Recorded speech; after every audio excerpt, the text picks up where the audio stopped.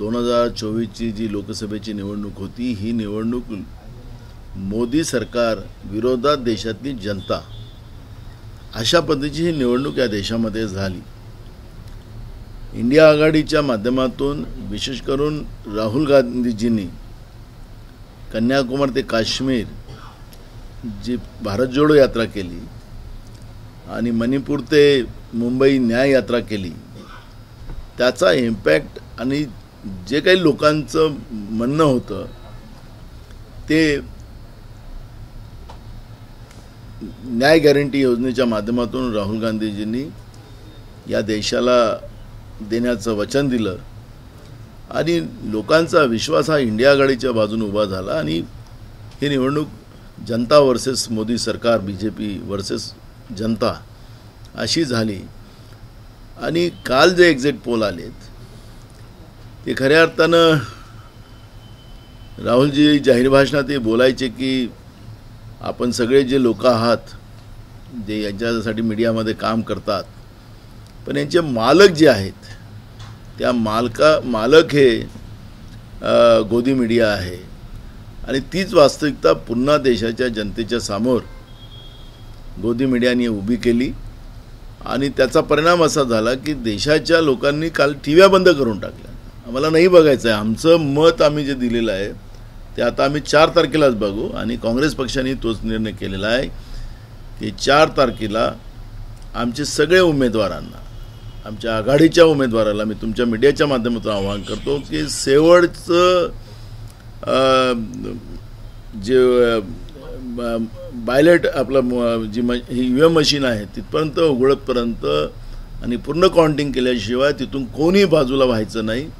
कारण की जे काही निकाल येतात, जे काही आमचा जो सर्वे आहे जनतेच्या मनातलं जे आहे, काही ठिकाणी एकदम आखाड्याच्याही लढाया होतील आणि ज्या पद्धतीनं केंद्रीय गृहमंत्रालयानं जिल्हा अधिकाऱ्यांना डायरेक्ट फोन लावून 150 कलेक्टरांना फोन लावून ज्या पद्धतीनं धमकवलेलं आहे ते याचा अंदाजच असा आहे की केंद्रातलं नरेंद्र मोदीचं सरकार जाते आहे आणि कसं तरी जनमतावर डाका कसा टाकता येईल त्याचा प्रयत्न भाजप करते आहे, ही त्याच्यातून स्पष्ट होते आहे।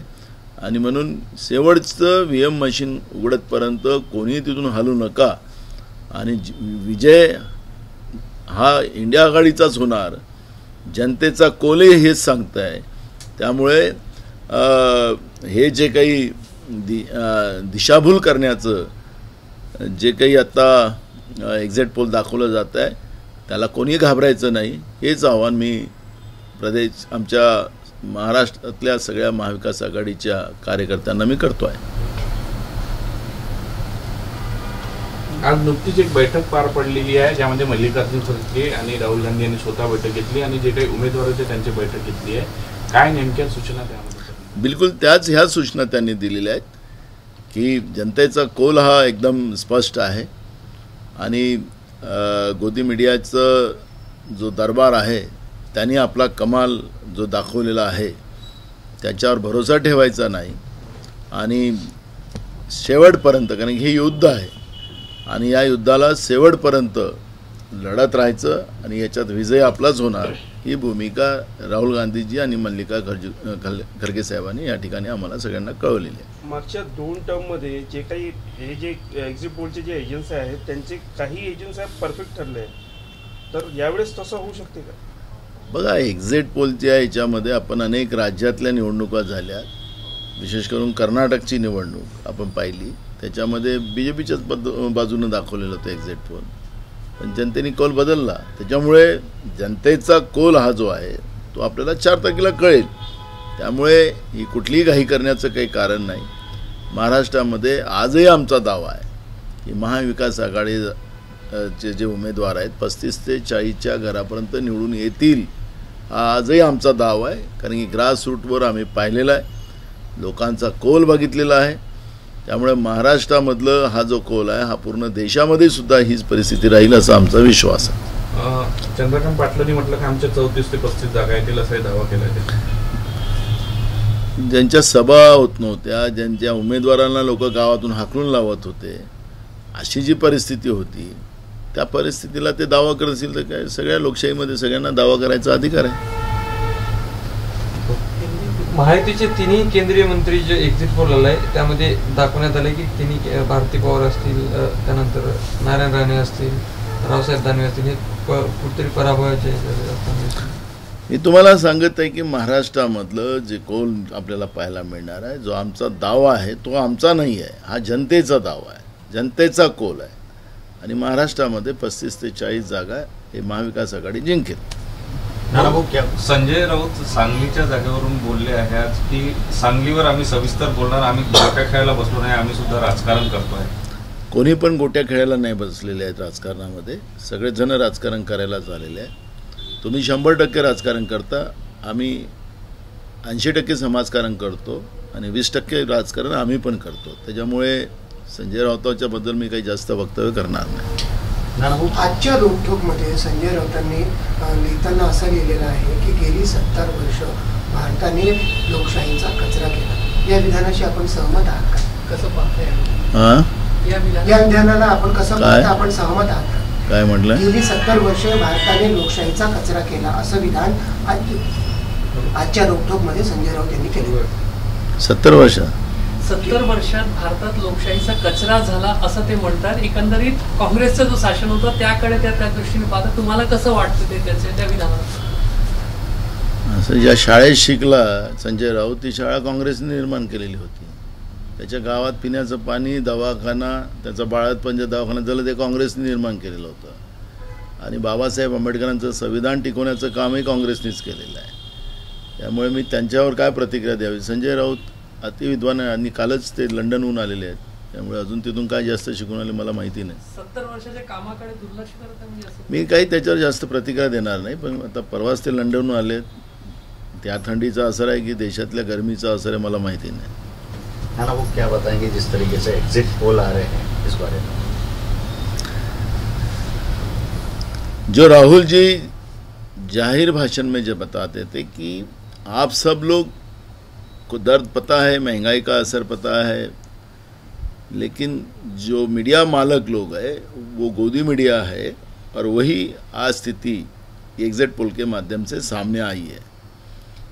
आज जनता का कौल ये बताता है कि नरेंद्र मोदी की सरकार इस देश से जाए, और उसी तरह का वोटिंग भी नरेंद्र मोदी के सरकार के विरोध में, भाजपा के विरोध में पूरे देश में हुआ है. महाराष्ट्र के साथ भी, महाराष्ट्र ने भी वही काम किया है. लेकिन एग्जिट पोल कल आने से लोगों को एक डर पैदा कर कर हारने के बाद भी जीत सकते ये दिखाने की एक कोशिश केंद्र की नरेंद्र मोदी की सरकार कर रही है. जो बात सामने आई कि केंद्रीय गृह मंत्री के माध्यम से 150 कलेक्टरों को धमकाया जा रहा है और उनको कैसा रिजल्ट उनके फेवर में लगाया जाए, इस तरह की एक चर्चा मैं आज मीडिया में पढ़ रहा हूँ. तो मुझे लगता है कि अगर ये कॉल अगर उनके फेवर में रहता तो कलेक्टर को धमकाने की ज़रूरत क्या है, ये भी सवाल यहाँ पे खड़ा होता है. तो मुझे लगता है कि जो मीडिया में न्यूज़ आई है कि कलेक्टर को गृह मंत्री मंत्रालय से धमकाया जा रहा है, तो इसी का अर्थ ये होता है कि बीजेपी हार के कगार पर है, नरेंद्र मोदी की सरकार हार के कगार पर है.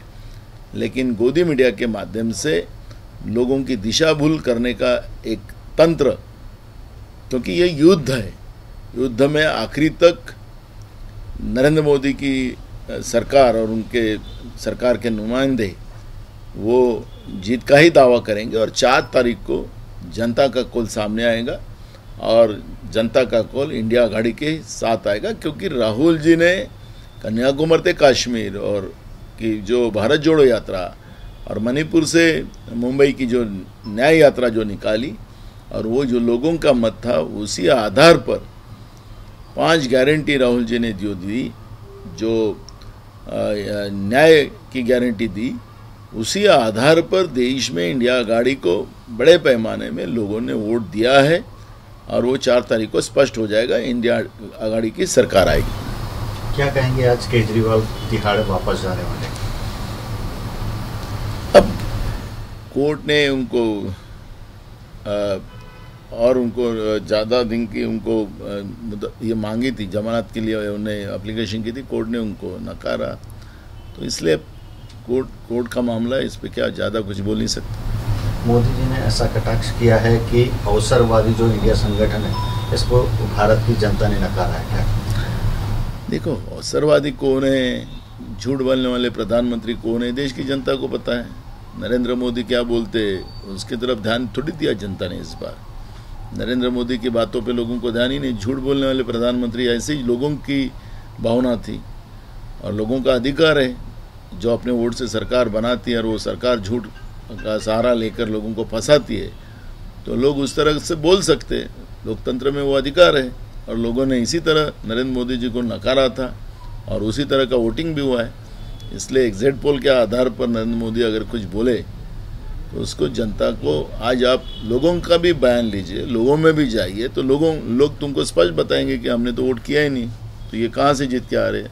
अब लीजिए ना, एक सर्वे करवाइए, आपके मालिकों को पूछिए कि ये सर्वे आपने दिया है हमारे को बोलने के लिए, वो सही है कि मोदी जी के ऑफिस में से आए हुए आंकड़े ही हम बता रहे हैं।